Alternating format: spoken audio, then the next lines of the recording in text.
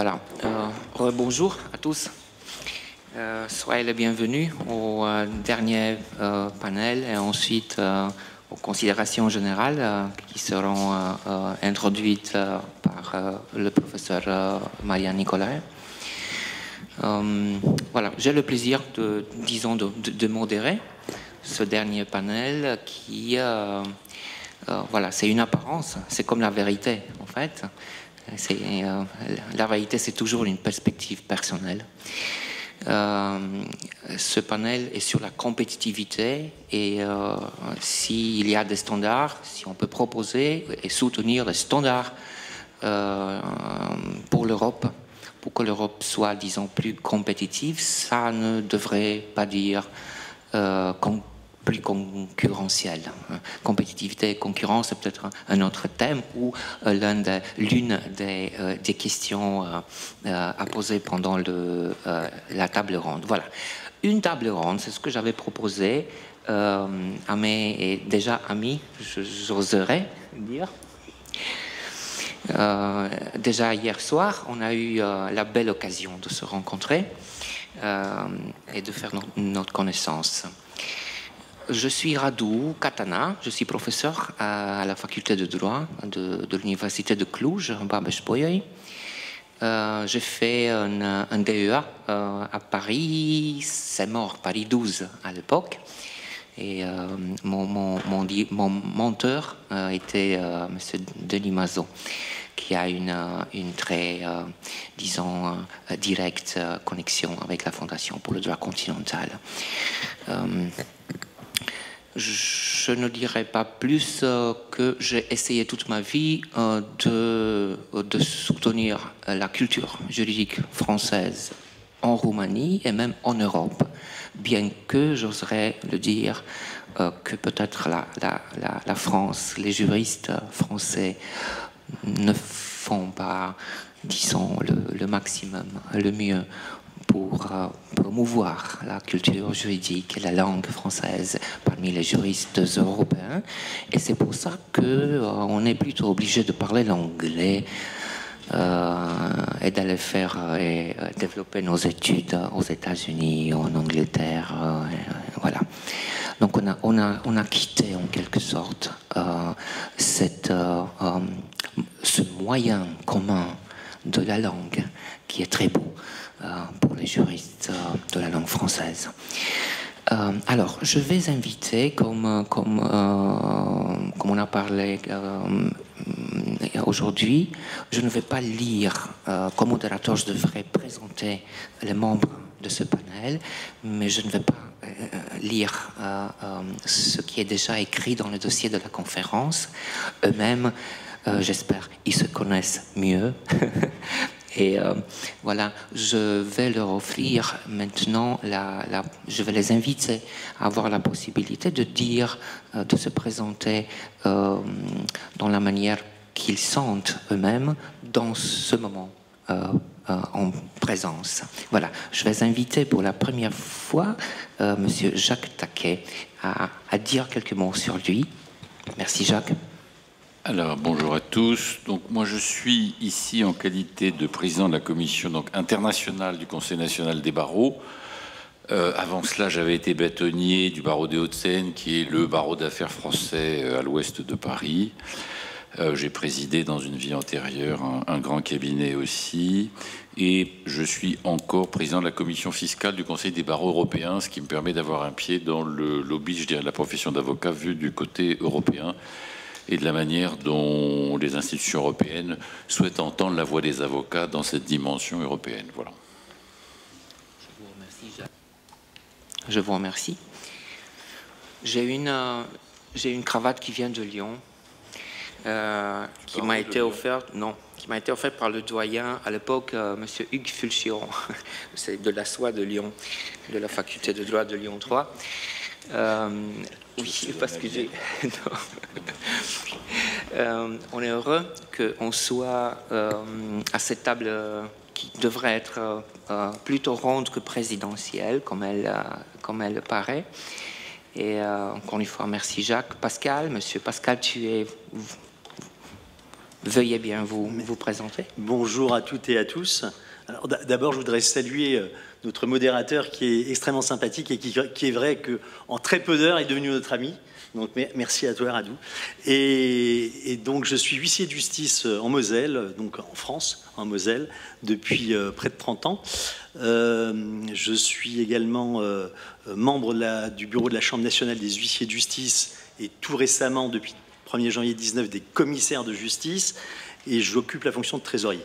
Donc je suis très impliqué, évidemment, dans la défense de ma profession et dans la construction de la nouvelle profession, puisque vous savez qu'à partir du 1er juillet, la loi Macron réunit la profession de commissaire-priseur judiciaire et celle d'huissier de justice pour former une nouvelle profession, celle de commissaire de justice. Donc 1er juillet 22, avènement de cette nouvelle profession.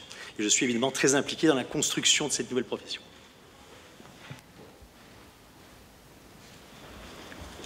Nous vous remercions, Pascal.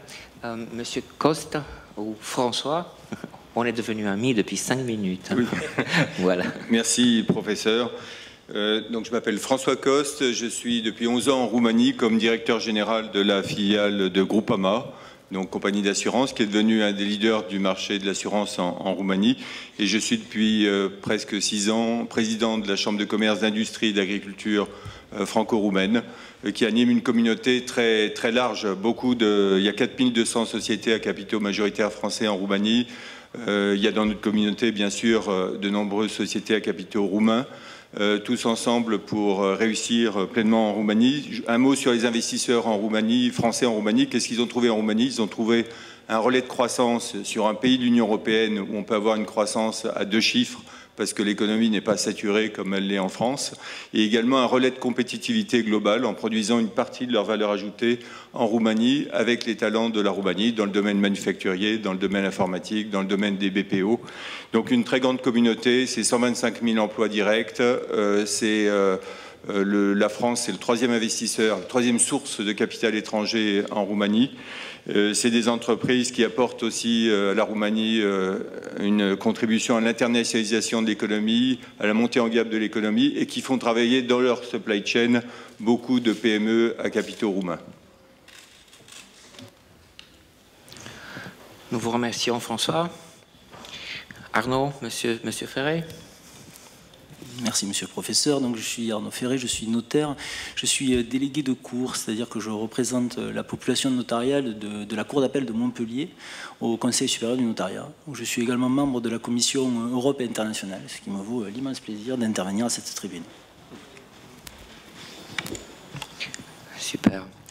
Et puis, mon collègue, le professeur Marian Nicolae, qui est un éminent, peut-être le plus, mais enfin, l'un des plus éminents juristes de droit privé, de droit civil en Roumanie. S'il te plaît, Marian, de te présenter, de dire quelques mots sur toi. Merci beaucoup, Radu. Je m'appelle Marian Nicolae, je suis professeur de droit civil à la faculté de droit de Bucarest. Je suis très honoré pour participer à cette conférence de haute qualité. Je veux remercier beaucoup aux organisateurs pour cette invitation et bien sûr pour cet événement remarquable. Également, je veux remercier Madame Elena Pacea pour tous les efforts depuis pour dévoiler, pour organiser cet événement. Merci beaucoup. Merci Marianne, tu auras disons, la chance d'essayer de présenter quelques conclusions pour ce bel jour de rencontre.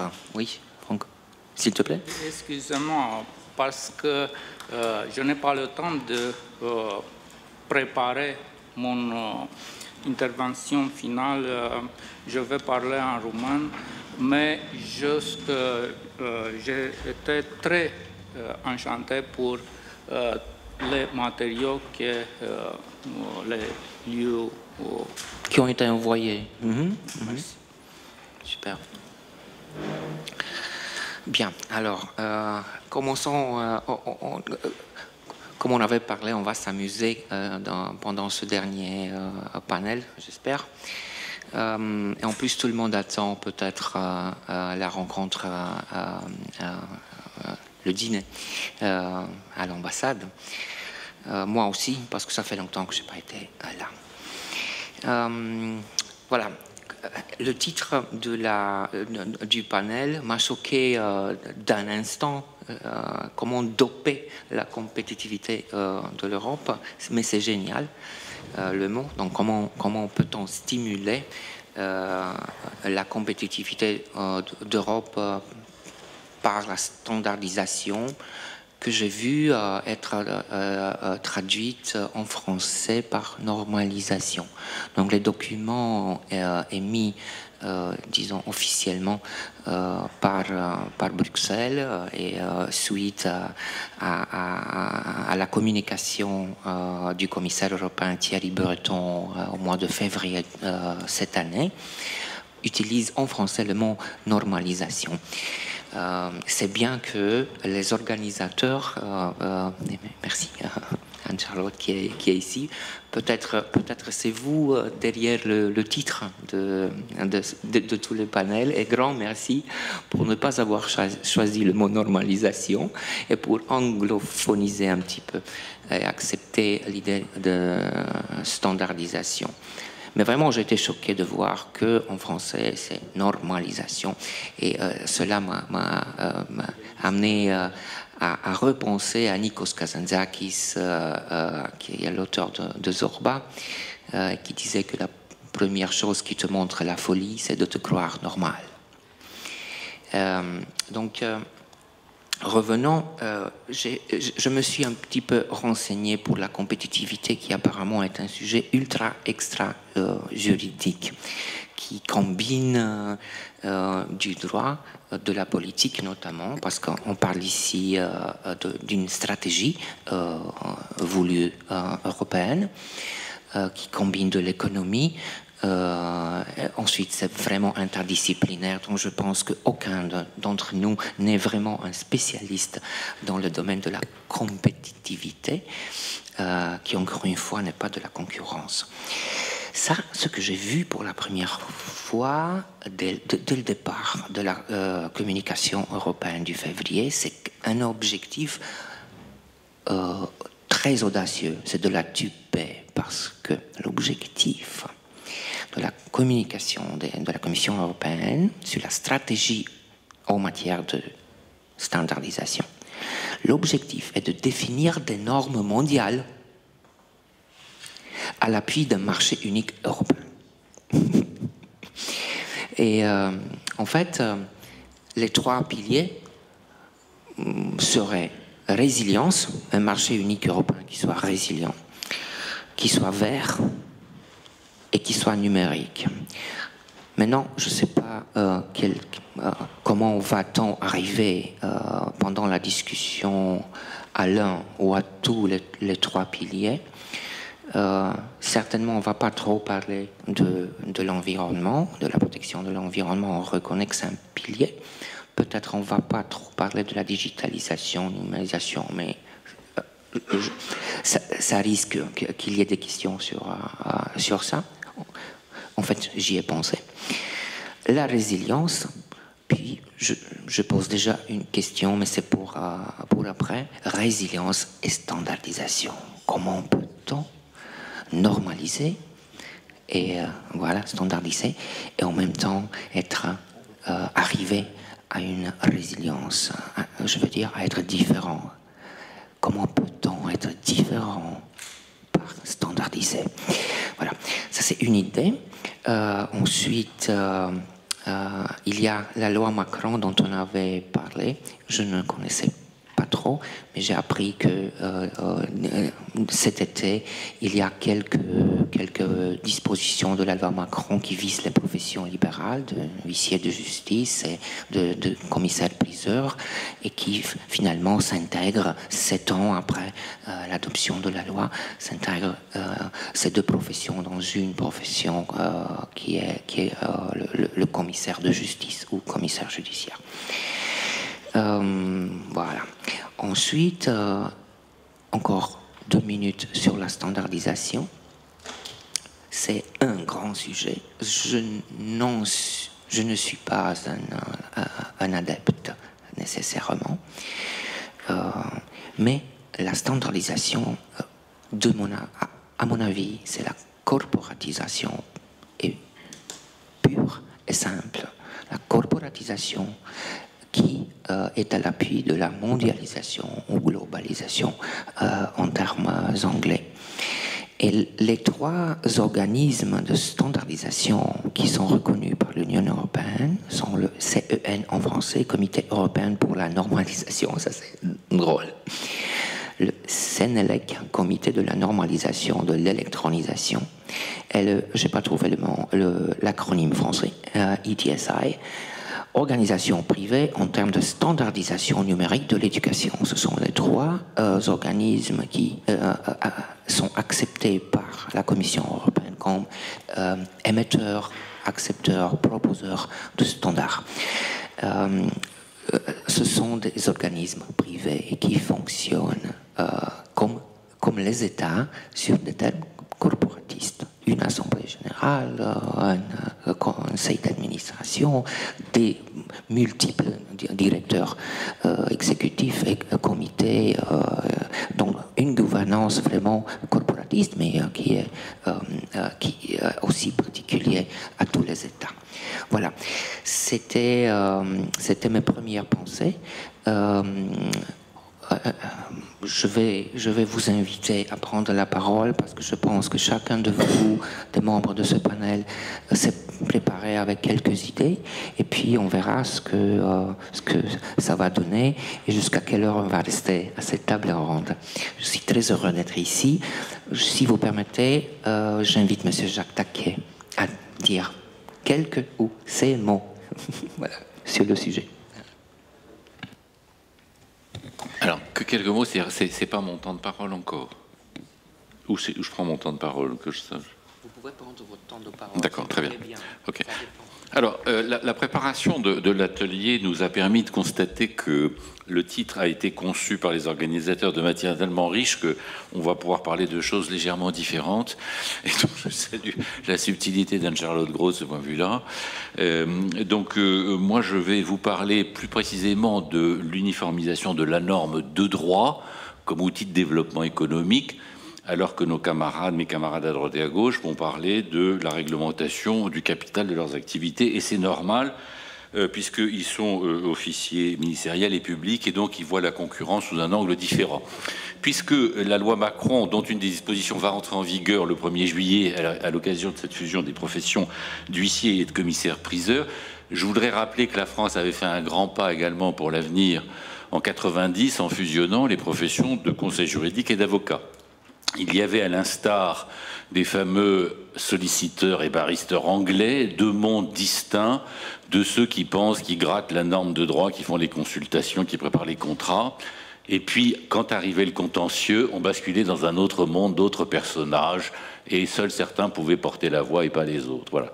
Alors la France vivait de ce vieux modèle, et je crois qu'elle avait constaté que finalement, les avocats, donc qu'on appelle de souche, finalement, c'était éloigné du monde de l'entreprise, du monde de la décision de gestion économique, c'est-à-dire celle qui intègre le droit dans un outil de performance économique, et que finalement, ils étaient en train de s'éloigner de tout ce monde de l'entreprise, alors que les conseils juridiques n'arrêtaient pas de réussir, se développer. Et en même temps, il y avait une grosse frustration, c'était que ils étaient très estimés de leurs clients, et puis tout d'un coup, quand arrivait le contentieux, ils disaient « mais ça, moi, je ne peux pas faire ». Et donc, ils étaient amputés de ce qu'ils considéraient comme une partie de leur identité d'avocat.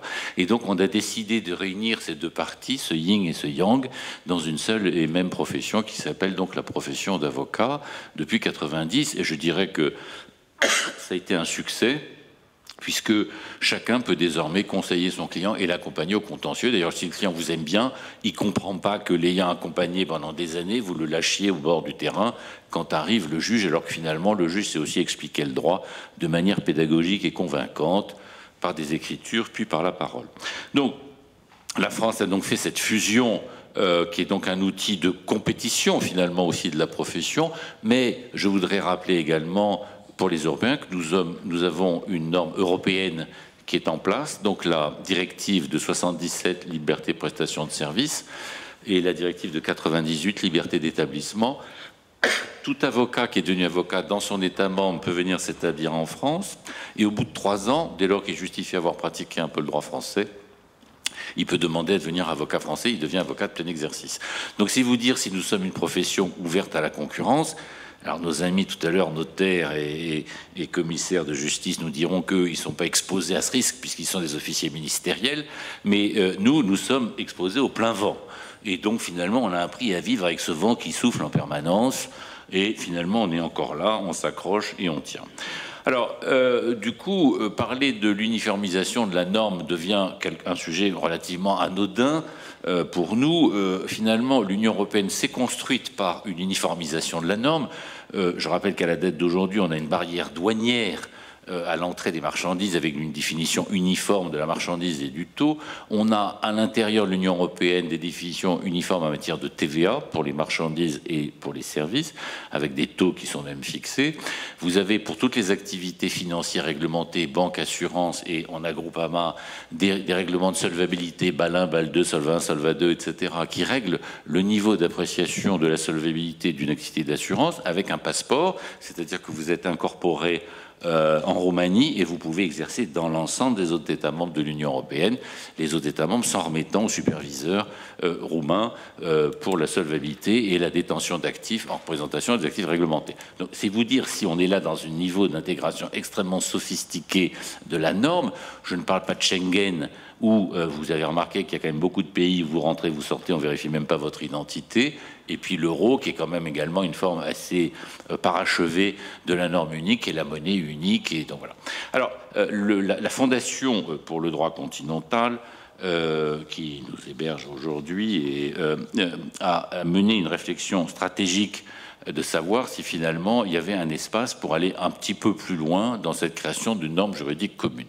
Et pour mener sa réflexion, il y a 2 exemples qui sont cités classiquement d'uniformisation de la norme juridique qui ont produit leurs effets. Aux États-Unis, le Code de commerce uniforme, le Uniform Commercial Code, qui à l'intérieur des 50 États fédérés a permis donc d'unifier l'ensemble des règles de droit commercial. Et le droit de l'OHADA, vous savez que la France a pris une part déterminante dans la constitution du droit de l'OHADA, qui regroupe 17 pays africains avec 10 normes uniformes qui leur permet également de se développer économiquement. Et donc le pari que l'on fait, c'est que l'uniformisation de la règle de droit facilite le développement économique, n'est-ce pas? C'est toute la démarche téléologique, c'est-à-dire que si on ne fait pas de l'uniformisation de la norme pour le plaisir d'en faire une, on n'en fait une que pour faciliter le développement économique. Et lorsque nous avons, à l'occasion du PFUE français, là, du premier semestre, fait un certain nombre de visio, il y a des économistes qui nous ont rejoints et qui expliquent que, par exemple, aux États-Unis, le niveau d'échange économique entre les États est 12 fois supérieur au niveau d'échange entre les États membres. Et donc, les entrepreneurs français reconnaissent que, finalement, même si on a un marché unique, le fait de devoir aller dans un autre État crée quand même des complexités juridiques, ne fût-ce que pour retrouver un bail, une caution, etc. Et donc finalement, ils sont confrontés à des règles de droit qui sont différentes et qui psychologiquement constituent des freins. Et donc l'idée a été pour la Fondation pour le droit continental de réfléchir à cet espace d'une norme uniforme qui pourrait faciliter le développement économique, et c'est ce qui nous anime. Donc je voudrais vous dire que la Fondation s'est fait aider d'un panel d'une société savante qui s'appelle l'association Henri Capitan, et qui a produit un livre qui est merveilleux, que vous pouvez lire en français, en allemand, sur justement l'état de ce qu'on appelle l'acquis communautaire, c'est quel est l'état du droit de l'Union à la date d'aujourd'hui, où est-ce qu'on pourrait progresser, dans quel domaine on pourrait progresser. Et à nouveau, le droit dont on parle n'est pas un droit des riches, et là je réponds à Florian tout à l'heure, le projet de Code européen des affaires n'est pas un droit des riches, c'est l'inverse, le droit des humbles, des PME, des PMI, qui veulent se développer à l'export et qui à nouveau veulent pouvoir avoir un contrat de bail sur lesquels ils ont un peu leur repère, une caution, un contrat de prêt. On parle de une garantie à première demande, on parle de choses simples. Voilà. Et donc l'idée également, c'est que cette norme devienne une norme optionnelle, c'est-à-dire on ne veut pas l'imposer nécessairement en tant que droit commercial de substitution, mais le réserver comme un droit optionnel entre et là je vais m'accorder un anglicisme, le B2B, c'est-à-dire lorsque c'est un entrepreneur qui parle à un autre entrepreneur. C'est-à-dire que dans une relation commerciale entre un entrepreneur et un particulier n'ayant pas d'activité économique, seul le droit local continuerait à s'appliquer. Entre une entreprise et une personne physique roumaine, par exemple, qui n'a pas d'activité économique, c'est le droit roumain. En revanche, un entrepreneur français avec un entrepreneur roumain pourrait opter pour ce droit. Voilà. Donc, le pari qui est fait, c'est donc de développer ces outils communs au soutien du développement économique. Alors, il y a plusieurs projets qu'ont développé la Fondation pour le droit continental. Et la première dont on assume la promotion ici, c'est la société simplifiée. Vous savez qu'il y a une société européenne commune qui est réservée aux très grandes entreprises, mais avec un très grand capital, etc. Celle d'Allianz, SE, etc. Bon, Airbus. Mais l'idée, c'est d'avoir une société de petite taille qui soit commune et qui puisse donc se déplacer dans l'ensemble de l'Union européenne sans perdre sa personnalité juridique.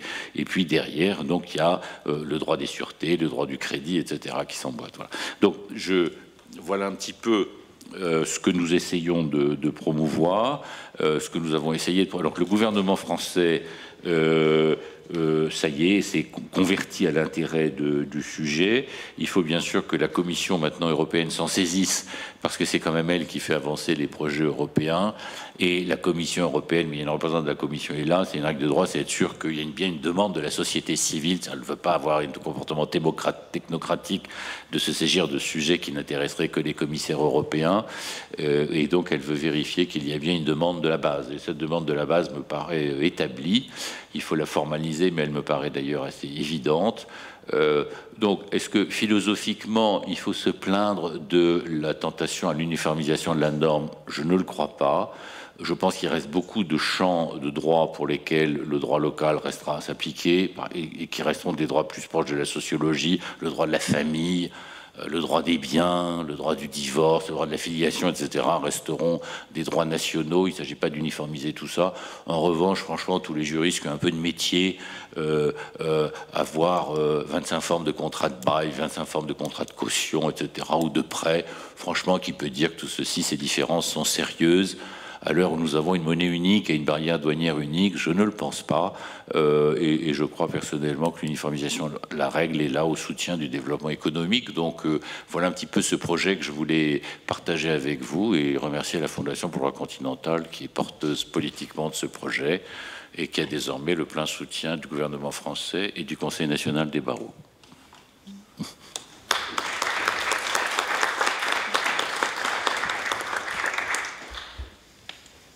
Grand merci, Jacques. Normativité, normalité, peut-être un sujet pour une thèse.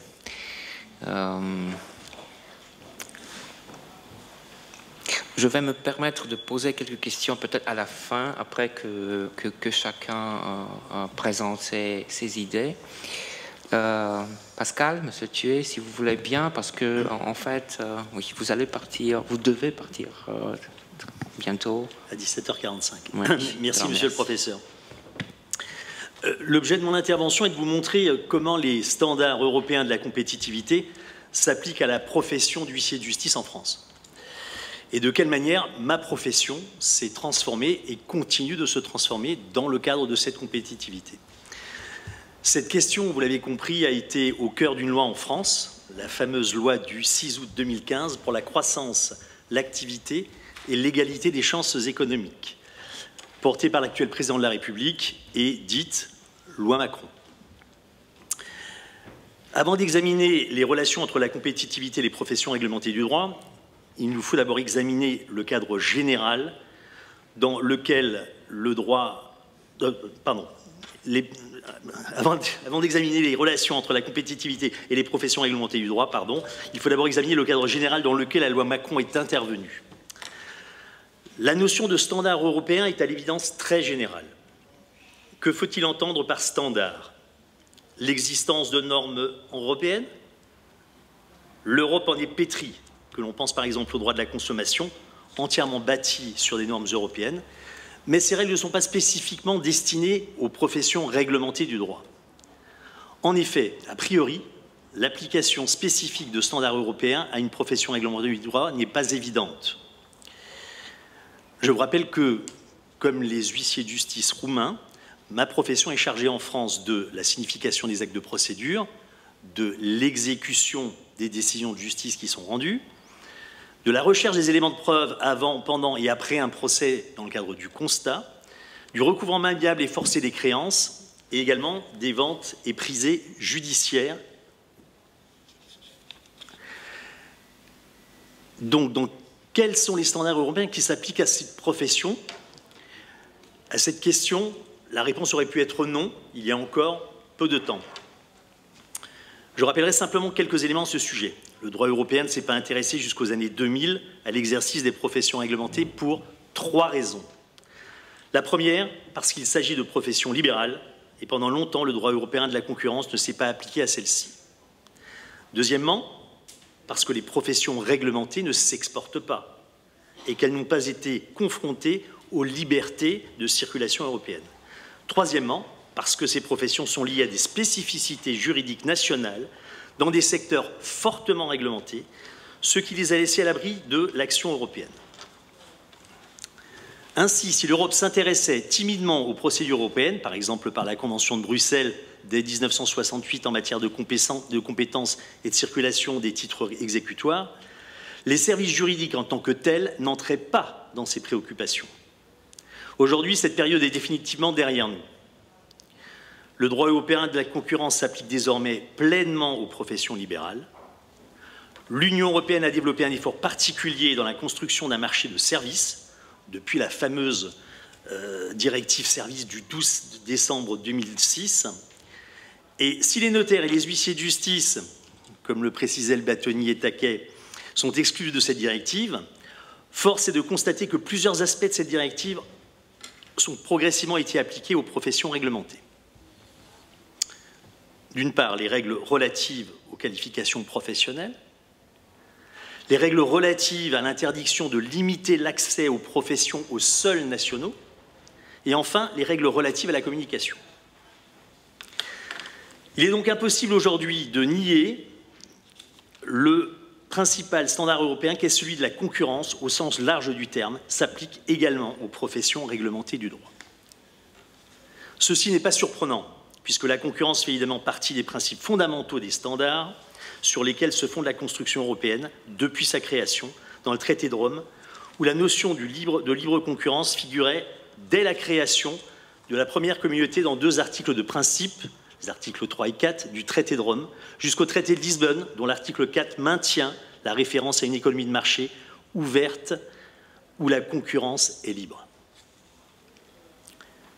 Ainsi, le standard européen de la concurrence s'applique bien à la profession des huissiers de justice, bientôt des commissaires de justice.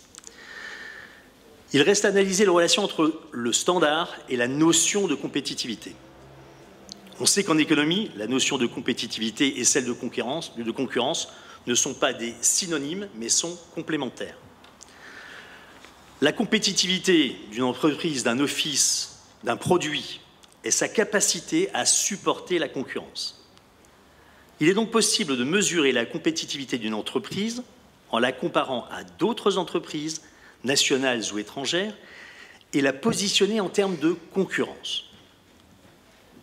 Lors des travaux préparatoires de la loi Macron, sous l'incitation de la Commission européenne de procéder à une plus forte déréglementation du secteur des services pour favoriser la sortie de la crise financière, l'objectif d'augmentation de la compétitivité a été posé d'une façon très claire dans 2 directions complémentaires.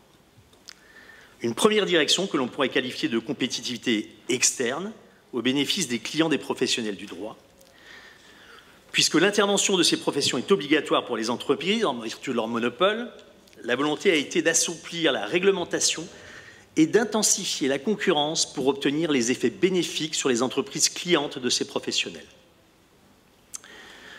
Il en va ainsi des règles relatives aux tarifs, des mécanismes objectifs de régulation sous le contrôle de l'autorité de la concurrence pour encadrer les prix et permettre des remises.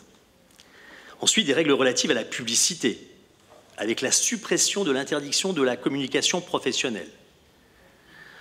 Aujourd'hui, même si la publicité est encore prohibée pour certaines professions réglementées, comme les huissiers de justice et les notaires, la loi permet de se connaître par l'intermédiaire de se faire connaître par l'intermédiaire de la sollicitation personnalisée et la présence même payante sur les réseaux sociaux.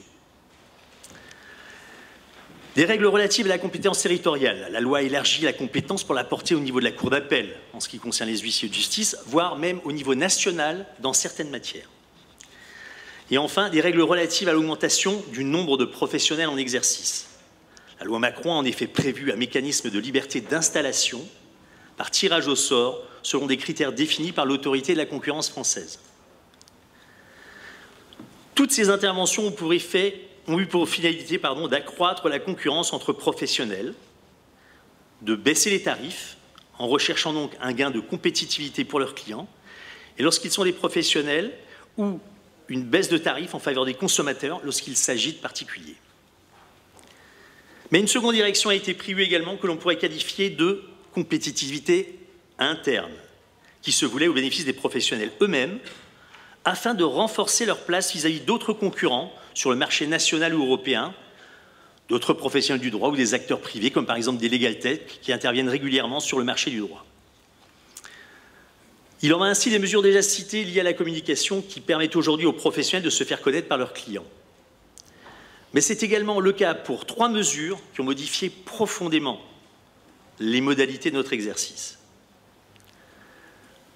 La possibilité d'utiliser des formes commerciales pour l'exercice de la profession, alors que jusqu'en 2015 étaient autorisées uniquement des sociétés de forme ou à objet civil, les sociétés civiles professionnelles ou les sociétés d'exercice libéral. Ensuite, l'ouverture du capital de ces sociétés au profit d'autres professionnels du droit. Et enfin, la possibilité de sociétés d'exercice, pour certaines sociétés d'exercice, d'être titulaires de plusieurs offices, d'être des structures d'exercice multi-offices, ce qui n'était pas possible avant la loi Macron. Ces mesures, avec le rapprochement des professions d'huissier de justice et de commissaire-priseur judiciaire pour former la nouvelle profession des commissaires de justice, ont et auront pour conséquence essentielle une forte tendance à la structuration de l'offre de services avec la création de réseaux ou de structures de taille plus importante, globalement mieux armées pour faire face à la concurrence d'autres professionnels du droit, tant sur le plan français que sur le plan européen. Je conclurai mes propos en vous disant qu'il nous paraît aujourd'hui indéniable que sous l'effet du droit européen, les standards européens de la concurrence et de la compétitivité concernent également en France les professions réglementées du droit. Les objectifs poursuivis par le législateur, inspirés par la volonté européenne de décloisonner le marché des services juridiques, poursuivent autant des objectifs de compétitivité externe qu'interne. Et si le renforcement de la capacité des professionnels du droit de faire face à la concurrence externe mérite d'être souligné, il est évident que les défis qui attendent nos professions, notamment après la crise sanitaire terrible et les conséquences qui en ressentent encore aujourd'hui chez les huissiers de justice notamment, sont immenses. Les premières années d'application de la loi Macron ont montré en effet qu'il est difficile d'étendre de façon mécanique les principes issus du marché de services à celui spécifique des professions réglementées, notamment en raison de la solidarité qui lie tous ces professionnels. Pour cette raison, le principal objectif de nos professions et qu'elles devront atteindre reste dans les prochaines années sans doute celui de répondre aux exigences des standards européens tout en préservant l'équilibre économique de nos professions et notamment celles des plus fragiles. Je vous remercie de votre attention.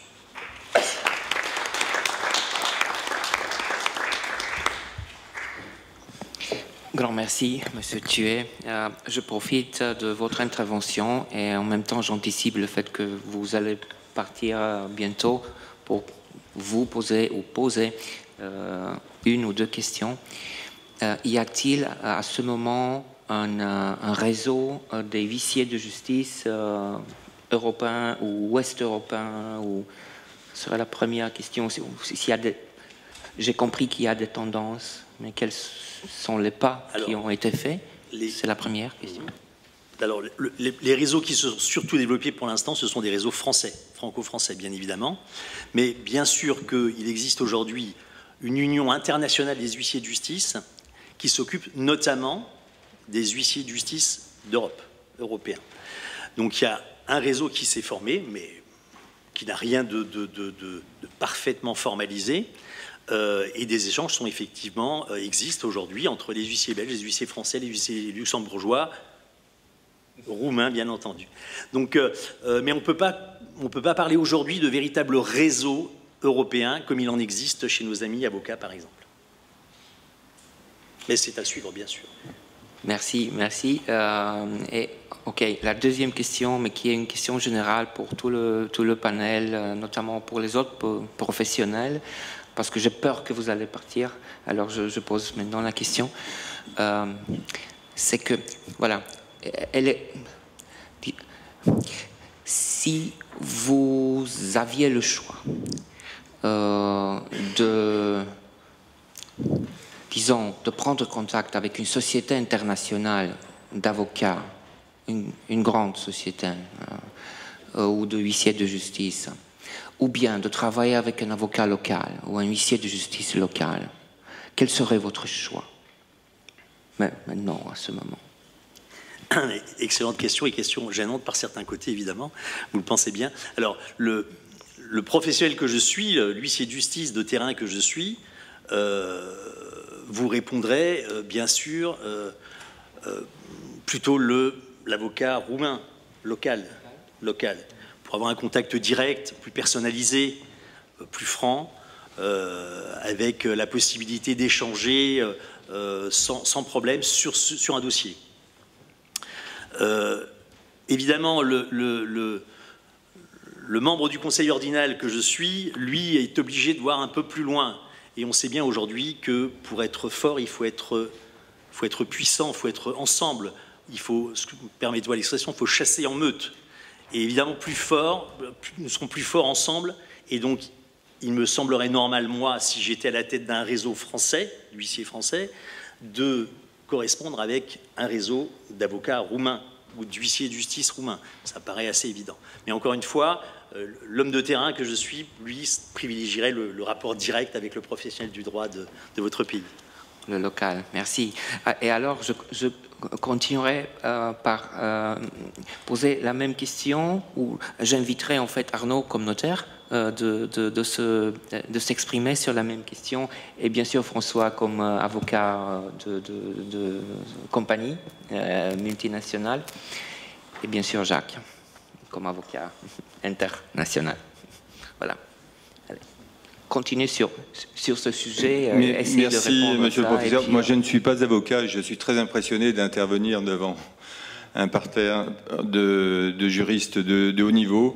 J'ai des juristes auxquels je fais confiance dans mon organisation. Donc, si on avait besoin d'un huissier, ça dépend.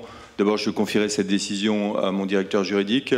Et je pense qu'il choisirait un huissier suivant le droit du litige. Donc si c'est un litige en Roumanie, ce serait un huissier roumain. Si c'était un litige pour notre société en Roumanie, selon le droit français, un huissier en France.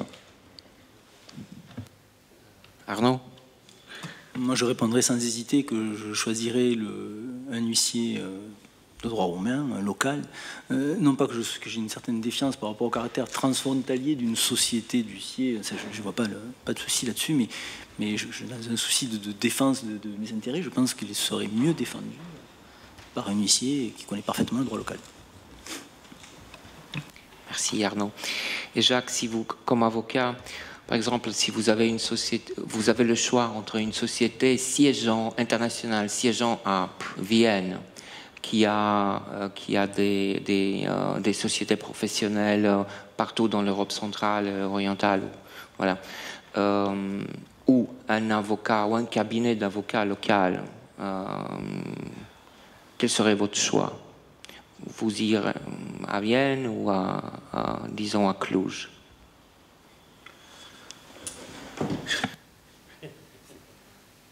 C'est un peu compliqué comme question pour moi en fait.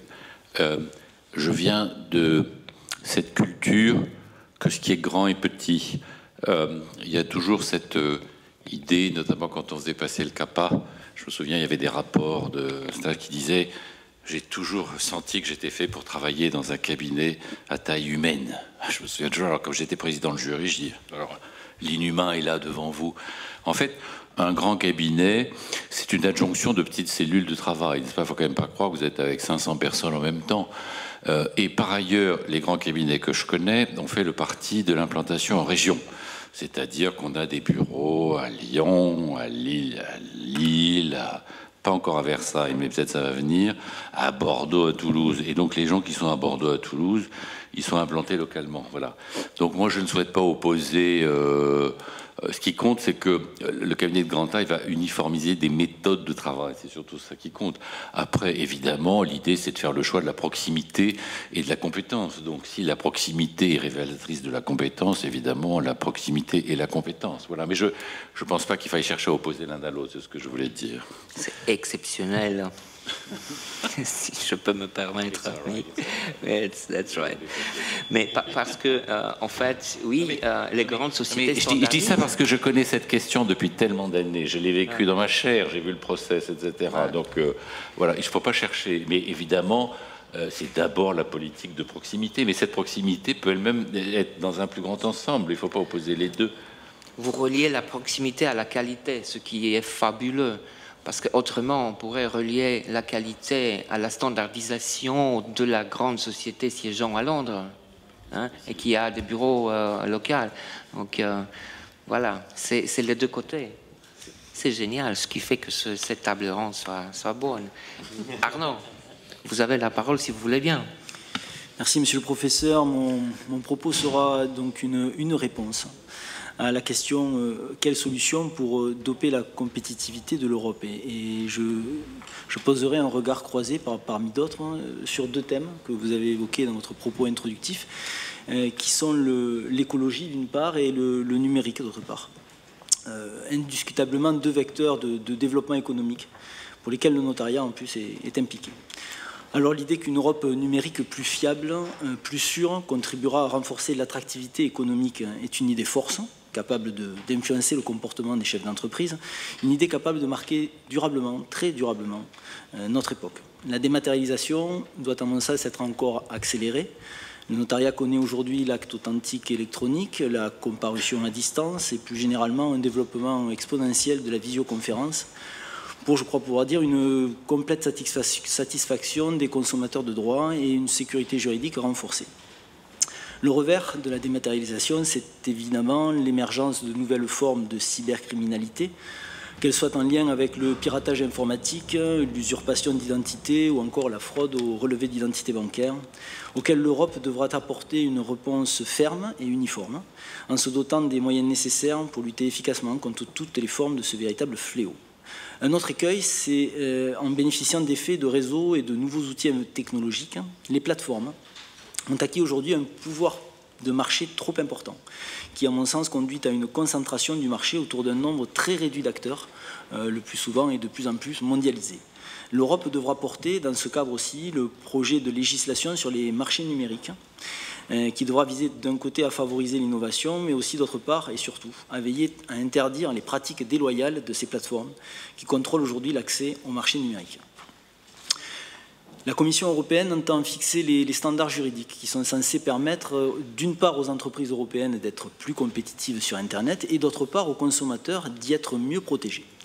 C'est l'émergence d'un modèle européen de cybersécurité à travers des initiatives législatives européennes. Je pense ici à la révision de la directive sur la sécurité des réseaux et des systèmes d'information, à travers les mécanismes de solidarité accrus entre les États membres et enfin à travers le renforcement d'un tissu industriel. Ce tissu industriel, singulièrement dans le secteur du cloud, est confronté aujourd'hui à la multiplication de dispositions extraterritoriales qui menacent la sécurité et l'intégrité des données personnelles des citoyens et des entreprises européennes. Alors dans ce cadre, la question de la souveraineté numérique mériterait d'être développée. Notre ministre de l'économie, Bruno Le Maire, s'est nouvellement vu chargé de la souveraineté numérique. C'est donc une priorité du gouvernement français et c'est aussi une priorité de la présidence française du Conseil de l'Union européenne, mais ce qui résulte des travaux récents de la conférence « Construire la souveraineté numérique de l'Europe » qui s'est tenue les 7 et 8 février dernier et qui s'est articulée autour de 4 piliers. que sont d'abord la protection, le renforcement de la sécurité des citoyens, des services publics et des entreprises dans ce cyberespace. La promotion des valeurs fondamentales, c'est essentiel. Le renforcement des institutions démocratiques promeut le rétablissement de règles de jeu équitables pour les entreprises sur le marché unique numérique et propose donc un socle nouveau de réglementation afin de mieux responsabiliser les acteurs du numérique. L'innovation, troisième pilier, c'est l'attractivité pour les investisseurs étrangers et pour les talents étrangers, garantir des conditions pour que des entreprises technologiques de rang mondial puissent émerger. Et enfin, un quatrième pilier, je suis quand même assez réservé, c'est favoriser des standards libres, soutenir la création d'infrastructures logicielles ouvertes. Et là, je pense qu'il s'agit peut-être ici de LegalTech, auquel évidemment je n'apporterai pas mon soutien. Alors pour y parvenir, la Commission européenne et plus généralement les institutions européennes savent pouvoir compter sur la coopération efficace, maintes fois prouvée, des professions juridiques réglementées que nous représentons ici et qui restent le délégataire incontournable des prérogatives des États dans les missions des services publics qui leur a confiées. Des professions réglementées qui participent de l'efficacité de nos systèmes juridiques et au-delà, d'une certaine manière, de la grandeur de l'Europe et de son rang sur la scène internationale. Les projets de e-justice actuellement portés par la Commission européenne, comme toutes les règles actuelles et futures, devront être appliqués dans toute l'Union européenne en s'appuyant sur les professions réglementées et non pas sur les LegalTech. Ces professions réglementées qui ont un rôle essentiel de régulateur, de facilitateur, de gatekeeper à jouer dans ce cadre. Alors concrètement, un accès facilité à des registres interconnectés nous permettrait d'obtenir une information augmentée, plus fiable, plus exhaustive sur les qualités, la capacité, les pouvoirs des intervenants, personnes physiques ou morales. Ça existe déjà, nous avons déjà les registres de commerce et des sociétés, c'est le système BRIS qui existe depuis 2017 pour répertorier les entreprises immatriculées en Europe. Nous avons également les registres testamentaires qui ont été créés dès 2005, à l'initiative là encore du notariat européen, et plus récemment les certificats successoraux européens. Mais je pense que d'autres fichiers transfrontaliers devront encore être créés. Pour ce faire, il faut pouvoir sécuriser davantage encore les interactions en ligne. La révision du règlement eIDAS relatif à l'identité et à la signature électronique est en cours et viendra fixer le cadre du futur portefeuille numérique européen, dans lequel chaque citoyen trouvera ses pièces d'identité, son permis de conduire, des attestations électroniques pouvant justifier de la propriété ou encore de compétences professionnelles. Ce portefeuille numérique fait actuellement l'objet d'intenses discussions entre les États membres et la Commission européenne. Et la mise en place de ce portefeuille numérique européen renforcera, c'est sûr et certain, encore l'attractivité économique de l'Union européenne, en augmentant la confiance, la sécurité et en réduisant notre impact sur l'environnement. Ce sera ma transition vers le deuxième vecteur de développement économique, qui est l'écologie. Vous avez également mentionné. Le pacte vert devrait nous permettre de réduire nos émissions de gaz à effet de serre, de vivre dans un environnement plus sain et de contribuer ainsi, là encore, à renforcer l'attractivité économique de l'Europe. En effet, il ne s'agit pas d'un pacte restrictif, mais à bien des égards incitatif, puisqu'il s'agit d'un pacte qui accompagnera la transition. Les sommes prévues d'être allouées à cet effet sont considérables. Il faut savoir qu'un tiers des 1800 milliards d'euros d'investissement du plan de relance, dit Next Generation EU, seront consacrés au pacte vert européen. Mais pour l'heure, quelles actions concrètes et immédiates pourrions-nous mener? Peut-être que faire en sorte que nos bâtiments publics, comme privés d'ailleurs, soient rénovés et économes en énergie sera là aussi un vecteur de croissance. Les normes européennes, dont parlait Jacques Taquet tout à l'heure, par les changements qu'elles induisent ou qu'elles obligent, seront source d'activité économique, c'est sûr, seront créatrices d'emplois ensuite, et sur le long terme pourraient même être génératrices d'économies pour les particuliers et les entreprises qui les mettraient en œuvre. En fixant donc des nouveaux standards en matière de durabilité des produits, de recyclage, l'Union européenne participe à la création de nouveaux marchés. D'un point de vue plus pratico-pratique, aujourd'hui dans nos offices, nous observons une vraie sensibilité des acquéreurs sur les questions énergétiques, un besoin d'être plus vertueux en la matière, une conscience réelle et sérieuse, parfois grave. 10 ans en arrière, le système de chauffage intéressait assez peu les acquéreurs. Peu de chefs d'entreprise mettaient en avant une démarche écologique dans la promotion de leurs activités. Aujourd'hui, en revanche, la majeure partie des primo-accédants s'interrogent sur le caractère plus ou moins polluant des logements qu'ils envisagent d'acheter, sur les normes, notamment les normes de basse consommation. Le développement durable est devenu une question centrale pour tous les jeunes entrepreneurs qui viennent nous demander des conseils pour des projets d'entreprise où l'environnement sera au cœur. Ces porteurs de projets sont animés de convictions environnementales, mais ils ne sont pas pour autant des philanthropes. Ils savent qu'avec des normes communes, on revient encore sur cette idée, au niveau européen, leurs concurrents directs européens ont et auront les mêmes contraintes, mais aussi potentiellement les mêmes marchés. Ils savent aussi que les produits qui entrent dans le marché intérieur doivent obéir aux mêmes critères, ce qui contribuera à limiter la concurrence déloyale. Voilà, pour ce qui concerne le notariat, je préciserai juste ici que le notariat français a créé en janvier 2021 un label, le label notaire conseil en aménagement et en environnement, qui offre la possibilité aux notaires de se spécialiser sur les questions environnementales des projets immobiliers pour mieux conseiller nos clients sur le respect des obligations en cette matière. Voilà, ce sera juste mon propos sur cette question. Merci. Un grand merci, Monsieur Ferret. Voilà, je me suis noté beaucoup de choses, mais une question m'a attiré l'attention, puisque vous venez d'une profession qui finalement touche des contrats de la même nature, disons. Bien sûr que chaque contrat, chaque forme contractuelle suit le client et ses besoins. Mais finalement, il y a des contrats de la même nature. Et vous avez préciser le fait que vous n'êtes pas un adepte du legal tech et des formes contractuelles standardisées, mais ici on est dans le panel, heureusement ou malheureusement, de la standardisation. Avez-vous connaissance quand même de certains efforts qui sont faits en France ou en Europe ou au monde pour aller plus loin vers la standardisation de certains contrats, et notamment comme vous êtes plus... Voilà, cela toucherait plutôt les notaires que les avocats, parce que, voilà, vous avez 10 types de documents que vous faites, ou 20, ou 30. Alors, s'il y a des réseaux numériques qui, finalement, puissent avoir cette tendance de standardiser les formes, les documents que vous émettez. Je ne suis pas réfractaire à la standardisation et à bien des égards, Jacques Taquet en a parlé, et je pense effectivement qu'à part ce qui est propre au droit de la famille et qui peut-être doit rester au droit national, mais effectivement pour tout ce qui concerne les baux et tout un tas de contrats, je n'ai pas de souci avec la standardisation. Pour autant, je ne suis pas convaincu que les legal tech qui fleurissent aujourd'hui sur Internet soient une réponse pour diffuser ou même améliorer cette standardisation qui est appelée...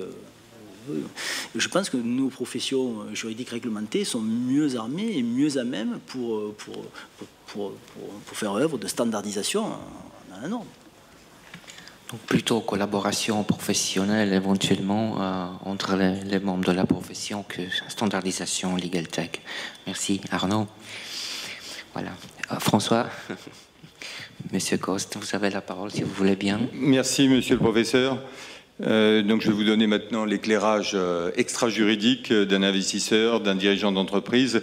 Je vais partir de ce que nous disait à l'instant Maître Arnaud Ferret, à savoir que les entreprises, les chefs d'entreprise mettent en avant leur contribution, notamment dans le domaine environnemental. C'est le gros enjeu de mon point de vue que, au-delà de l'effort d'affichage, au-delà de l'effort de mise en conformité avec les lois qui découlent des directives européennes, il y a un vrai avantage de compétitivité que nos entreprises trouvent dans ces impératifs. On peut aller directement sur le slide suivant. Le professeur Catana, en ouverture, parlait des différentes définitions. Le slide suivant. Définition de la compétitivité. Maître Pascal Huet nous a parlé de la capacité à supporter la concurrence. Moi, je vous apporte un autre angle. Il y a la compétitivité prix, la compétitivité hors prix. La compétitivité prix, de mon point de vue, c'est la capacité à réduire moins que les concurrents ces niveaux de prix pour gagner des parts de marché. C'est une décision à court terme, c'est une décision facile à prendre, mais pour que cette compétitivité prix soit durable, l'entreprise doit rester profitable et donc ça suppose des gains de productivité Et là, on rentre dans une démarche beaucoup plus de long terme. Donc ce que je voudrais dire, c'est que la vraie compétitivité, c'est la compétitivité structurelle, celle qui consiste à écouter la demande, s'adapter à la demande, innover, produire des services et des produits de qualité, travailler sa marque pour que ça soit une marque de référence. Et ça s'obtient sur le long terme et c'est par définition difficile à copier. Pour revenir sur l'Europe, c'est un avantage de compétitivité, une source de compétitivité considérable pour nos entreprises. Pourquoi? Parce que, c'est évident de le rappeler, mais c'est le premier espace économique au monde auquel nos entreprises au sein de l'Union européenne ont un accès libre. On parlait précédemment, Maître Taquet, de freedom of service, la possibilité d'accéder à n'importe quel marché de l'Union européenne sans même y être présent. C'est des règles de concurrence qui sont unifiées, un marché donc concurrentiel qui stimule l'adaptation des entreprises. Et ce sont des règles aussi qui aident à la convergence de la façon dont on gère une entreprise. Je vais prendre un exemple dans mon domaine, l'assurance. La règle Solvabilité 2, appliquée bien depuis 2016, notamment en Roumanie, elle est essentielle pour protéger les consommateurs d'assurance et pour qu'il y ait la même protection, quel que soit l'endroit en Europe. Je sais que c'est un sujet sensible en Roumanie parce qu'on a vécu il y a 6 mois la faillite de la première compagnie d'assurance sur le marché roumain. Mais c'est une bonne nouvelle et ça montre comment, avec la règle Solvabilité 2, donc en imposant les mêmes règles de nécessaire de capital à toutes les entreprises qui opèrent dans ce secteur en Europe, on a pu protéger les bénéficiaires de l'assurance et s'assurer qu'une entreprise qui faisait du dumping disparaisse du marché par une faillite certes retentissante, mais que les règles de concurrence loyale soient rétablies. La zone euro, au-delà de l'espace européen, ça donne une source de prédictibilité pour les entreprises, donc de stabilité, c'est moins d'inflation. Aujourd'hui, en Roumanie, on a 14% d'inflation sur 12 mois. En France, elle est de 5% et on juge en France que 5%, c'est très élevé. Donc l'euro, c'est une source de stabilité monétaire et pour les entreprises, clairement un avantage, stabilité et meilleure compétitivité prix. La réflexion suivante que je voudrais partager avec vous, c'est que les impératifs stratégiques de l'Europe qui étaient rappelés par le professeur Catana, à savoir la transition énergétique et écologique, la transformation numérique, la résilience européenne, ce sont aussi des grandes opportunités pour nos entreprises. L'Europe s'oriente vers une économie durable, c'est le choix qui a été fait par les parlementaires européens, le bien-être de la planète, il n'y a pas de planète B, le bien-être social, donc une économie sociale qui constitue vraiment le futur de notre Europe. Et pour ce faire, les entreprises sont des acteurs clés de cette révolution européenne. Des acteurs clés d'abord parce que la richesse est créée par les entreprises privées. Je ne connais pas d'autres sources de richesse dans la création du PIB d'un État. Et aussi parce que les entreprises sont des acteurs clés dans la mise en œuvre de cette révolution européenne. Et on peut passer au point suivant. Donc, mettre en exergue ce que l'on sait tous, le short-termisme, excusez-moi pour employer un terme anglophone, mais le short-termisme qui donne la priorité à la création de valeur pour les actionnaires n'est plus une solution.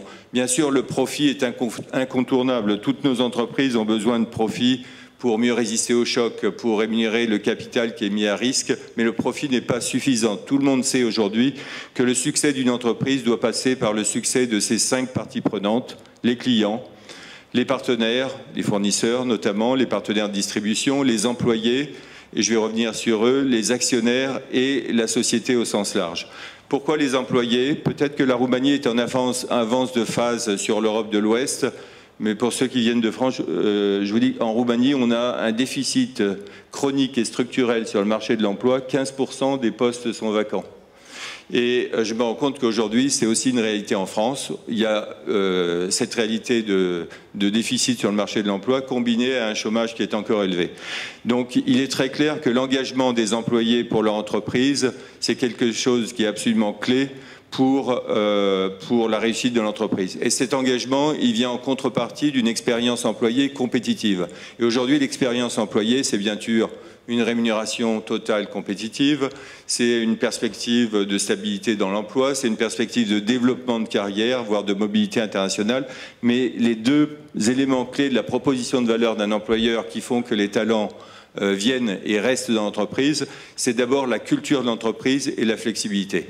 Flexibilité, travail à distance, par rotation, hybride, etc. Mais la culture de l'entreprise. Et qu'est-ce qu'on met dans la culture de l'entreprise?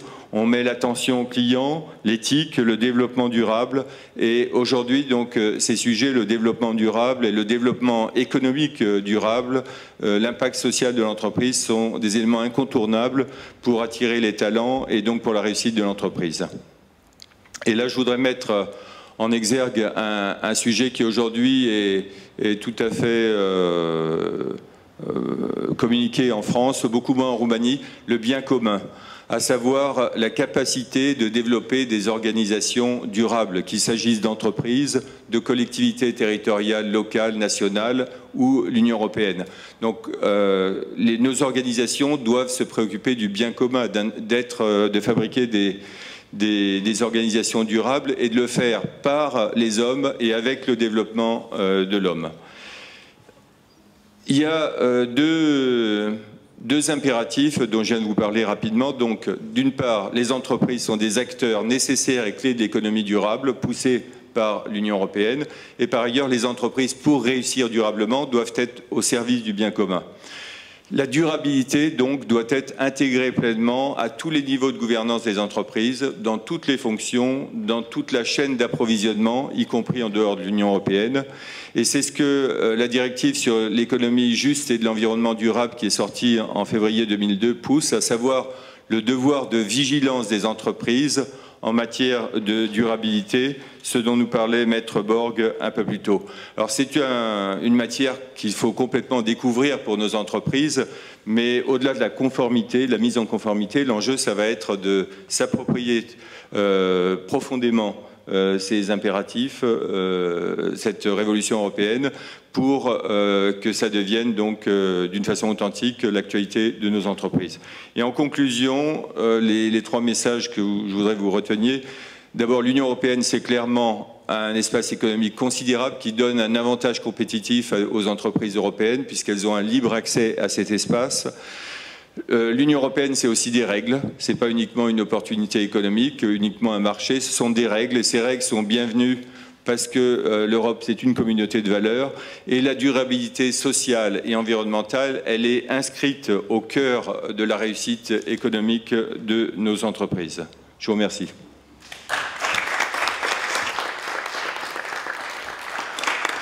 C'est nous qui vous remercions, Monsieur Coste. Oui, beaucoup d'idées.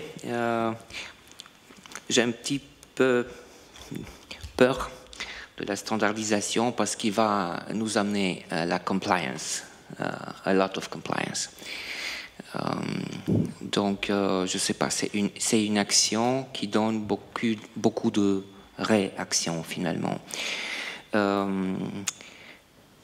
Quoi dire? J'ai ouvert le livre sur le domaine dans lequel j'ai de la compétence, qui est le droit des sociétés. Et j'ai vu qu'il y a un plan, je sais qu'il y a un plan de modernisation du droit des sociétés depuis 20 ans.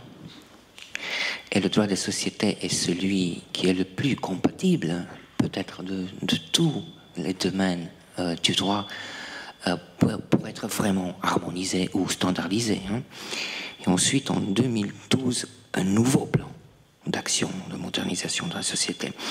J'ai fait partie avec un professeur français qui en fait travaille à l'université de Luxembourg, Pierre-Henri Connac, et qui dirige un groupe depuis 20 ans de travail sur une sorte d'acte commun de droit de société, un contrat de société standardisé.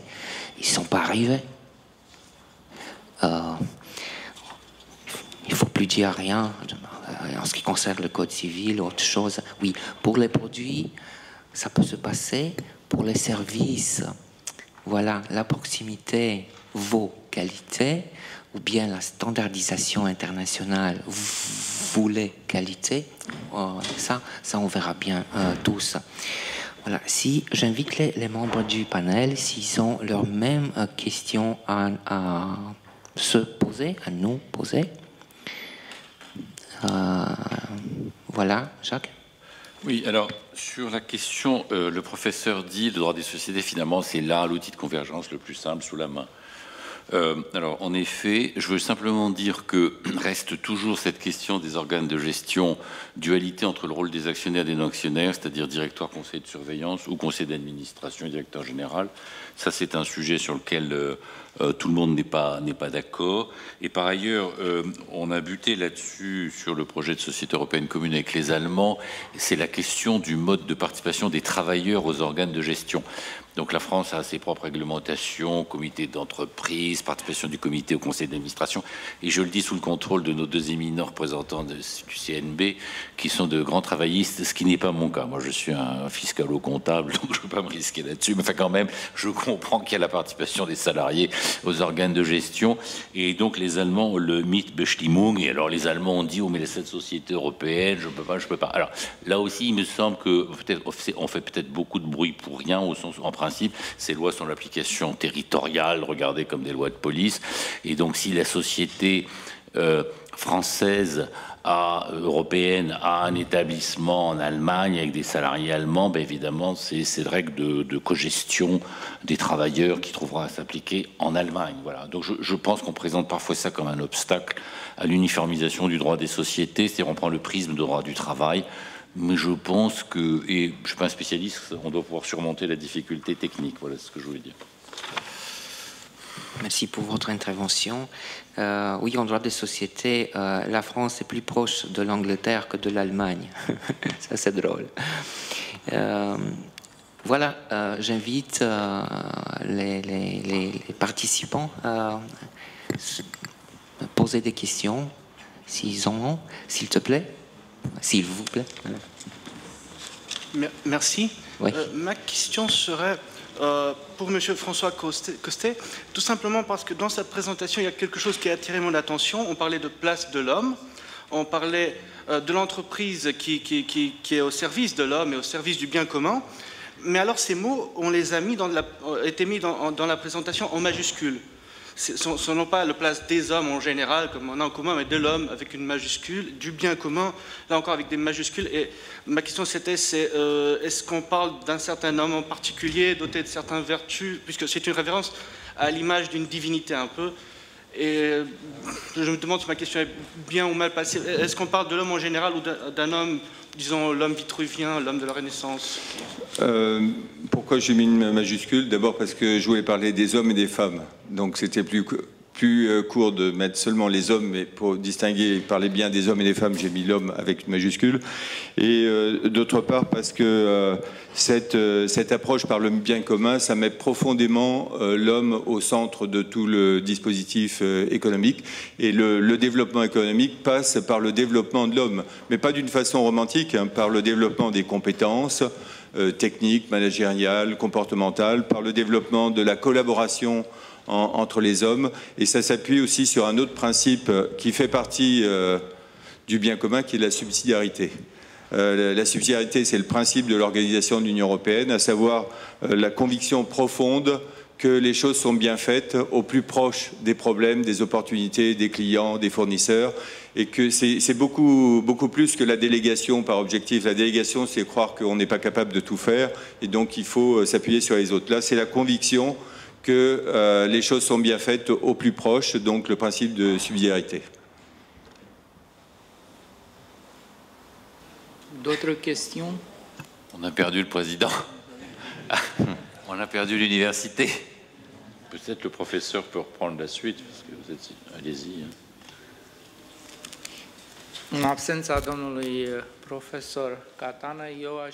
En l'absence de monsieur le professeur Catana, j'aimerais passer à la partie finale, la plus ingrate, à savoir quelques conclusions générales suite à une journée extraordinaire d'échanges, de débats, une journée très dense. Nous avons eu 4 panels pendant lesquels nous avons traité divers aspects ayant pour dénominateur commun la transparence financière et l'éthique, des valeurs au service de la compétitivité de l'entreprise, des regards croisés entre l'Europe et la Méditerranée. Je profite de l'occasion pour adresser toutes mes félicitations aux organisateurs, la Fondation pour le droit continental et en même mesure au Collège franco-roumain d'études européennes qui a réussi à nous rassembler par une si belle journée pour débattre des problématiques délicate et actuelle.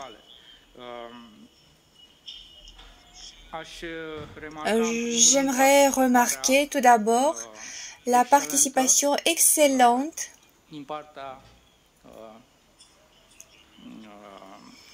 de la part continentale ainsi que du côté méditerranéen.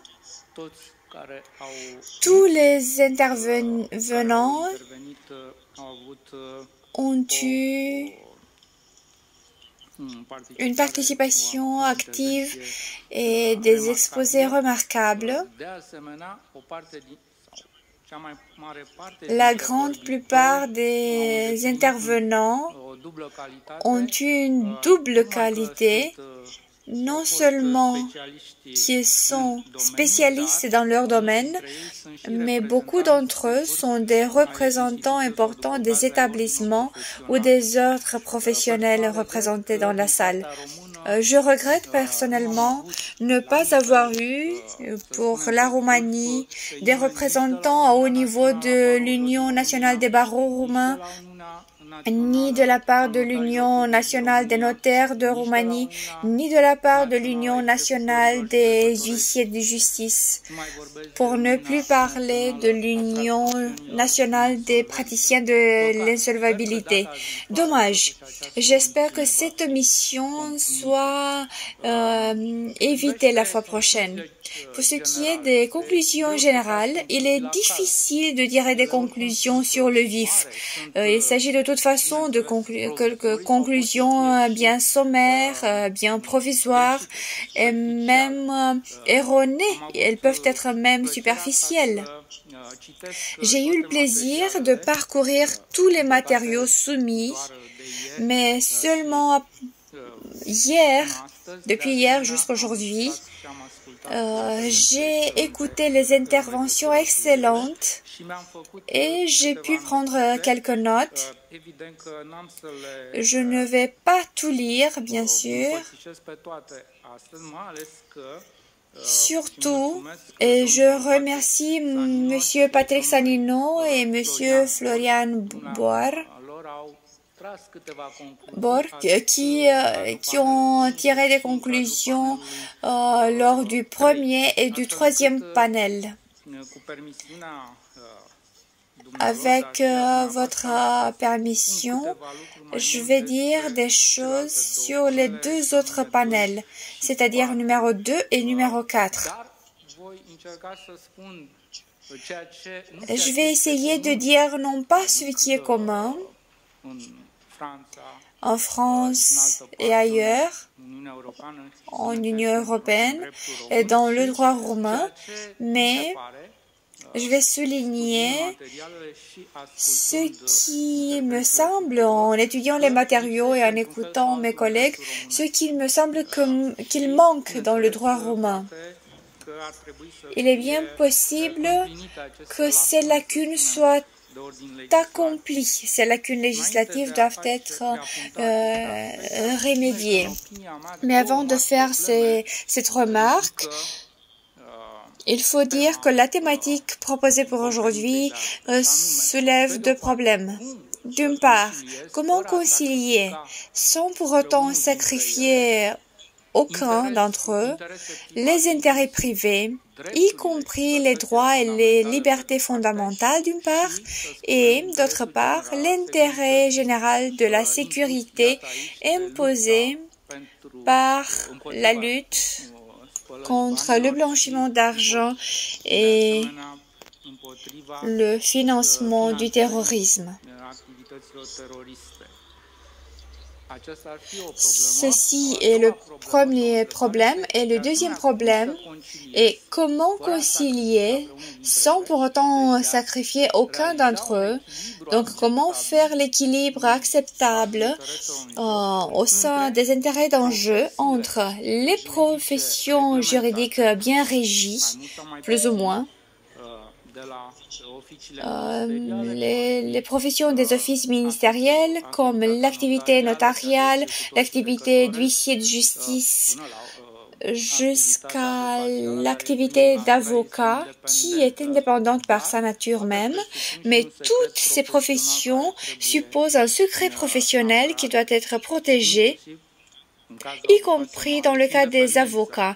Il s'agit de l'indépendance dans le déroulement des activités professionnelles.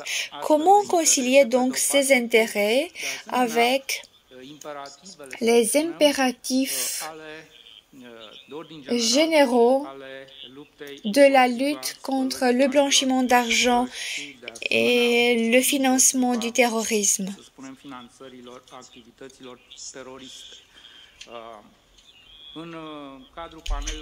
Pendant le panel numéro 1, nous avons constaté des débats sur les outils utiles de lutte contre le blanchiment d'argent. Les panélistes ont décrit largement ces outils bien utiles et comme les conclusions en ont déjà été tirées, je signalerai seulement que ce paquet législatif mentionné par Mme Constance Dessonné au niveau européen comporte pas moins d'une directive nouvelle et 2 autres règlements qui, comme on le sait, s'appliquent déjà directement dans le droit national de chaque pays membre de l'Union.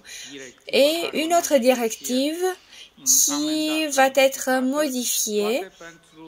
Tous ces actes pour atteindre des objectifs importants. Et je cite, du matériel soumis par Mme Constance Dessonné. Harmoniser les règles concernant la lutte contre le blanchiment d'argent et le financement du terrorisme, le renforcement de la surveillance, y compris en créant une autorité européenne en la matière, et non dernièrement, le renforcement de la coordination et de la coopération entre diverses entités publiques de renseignement public financier, les cellules de renseignement financier comme on les appelle en français. Et lorsqu'on parle de ces établissements et organismes, Monsieur Valetvala nous parlait justement d'un établissement intégré en France, le TRACFIN. Il n'y a pas ce genre d'établissement en Roumanie. Il y a par contre des organismes sectoriels comme l'Office national pour la lutte contre le blanchiment d'argent, l'Agence nationale d'intégrité qui est en charge des déclarations des avoirs des dignitaires ou bien encore l'Office antifraude. Mais il y a ce genre d'organisme pour l'instant en Roumanie, un organisme central pour la lutte contre le blanchiment d'argent. Je vais passer maintenant au panel numéro 2 qui portait sur les pratiques pour prévenir les fraudes. Il y a eu plusieurs interventions bien intéressantes. Je vous demande pardon. À cause du temps imparti, il est impossible de les prendre une par une. Il était question de transposer dans le droit roumain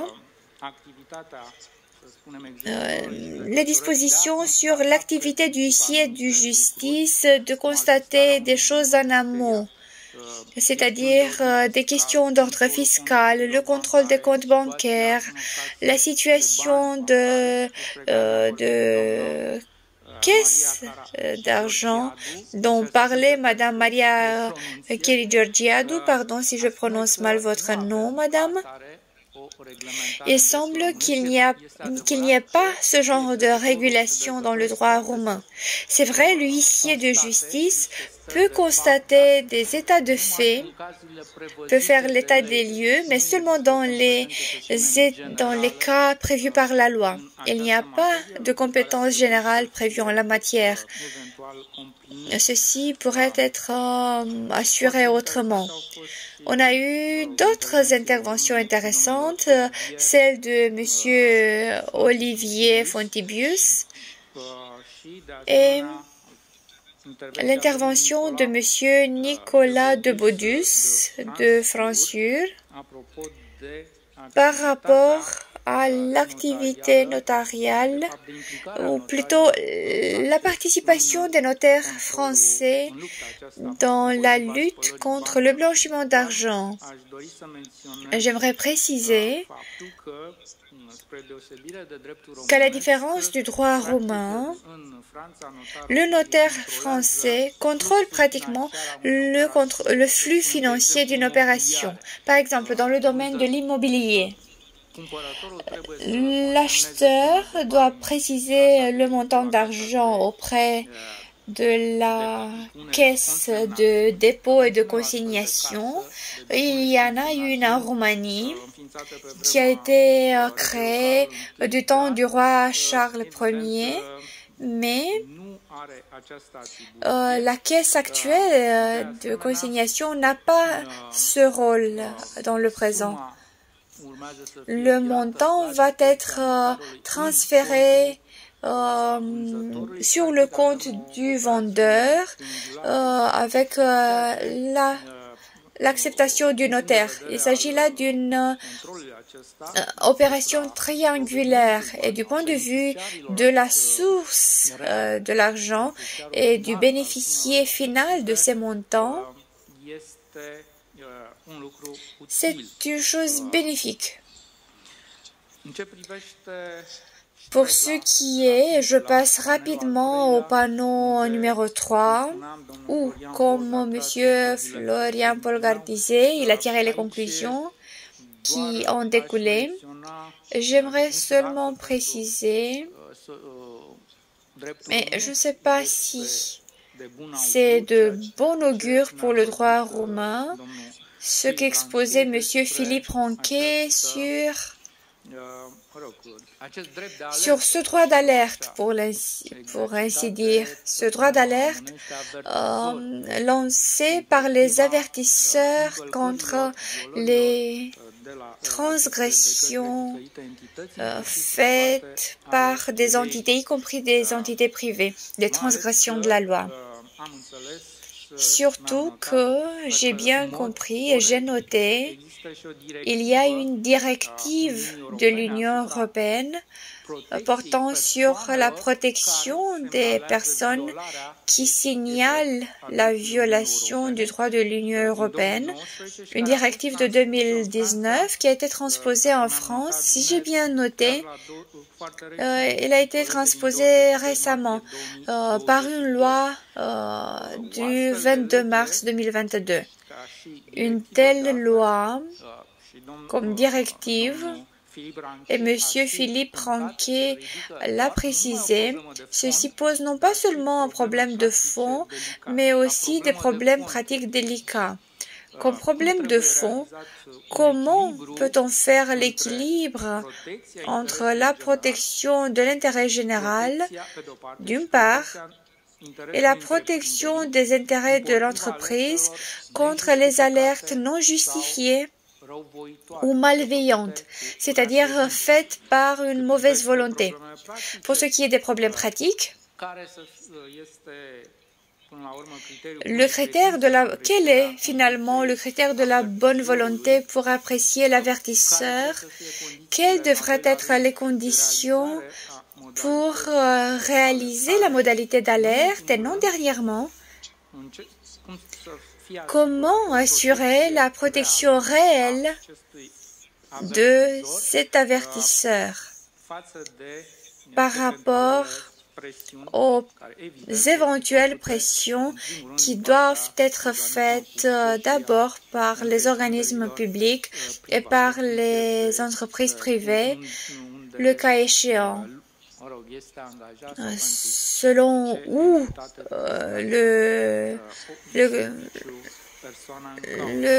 l'individu en question est employé. En Roumanie, il n'y a pas une loi pareille et je ne sais pas si elle est bonne pour la société roumaine. Au moins pour l'instant. Personnellement, je n'ai pas de réponse en tant que telle. Pour ce qui est du quatrième panel auquel j'ai participé, j'aimerais féliciter tous les intervenants par rapport à leurs interventions très précises, très intéressantes à la fois. J'aimerais seulement signaler, vu ma profession, je suis professeur de droit civil, j'ai lu dans le document écrit de M. Jacques Taquet sur ce projet de Code européen des affaires et sur une société européenne simplifiée, une entreprise européenne simplifiée. L'on dit que faute d'harmonisation du droit des affaires au niveau européen, il y a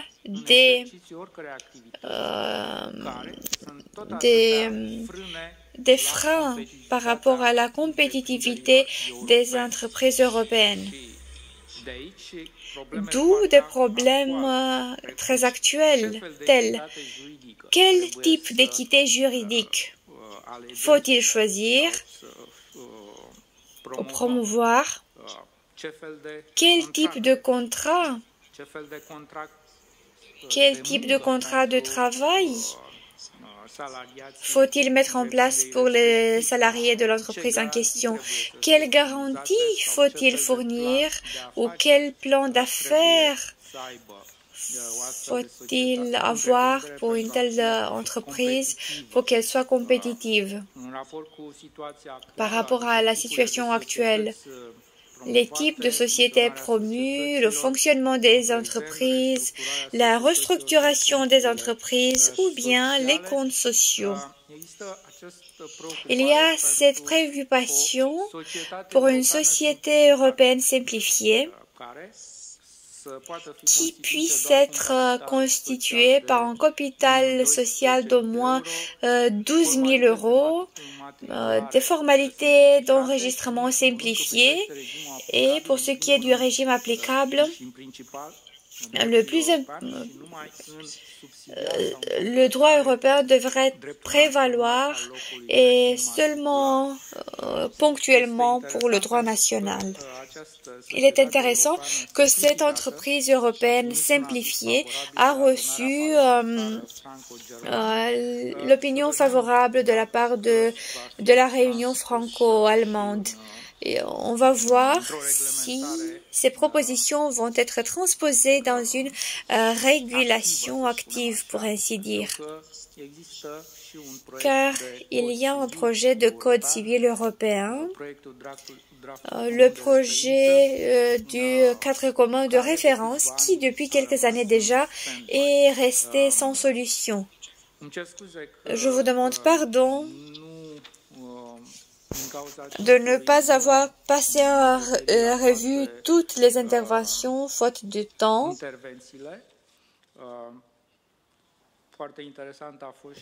La présentation de M. Arnaud Ferré a été très intéressante également. Monsieur a parlé de l'Europe numérisée et écologique en même temps. Compte tenu des problèmes survenus avec la guerre en Ukraine, il faut voir comment nous réussissons à faire face à ces défis. Pour conclure,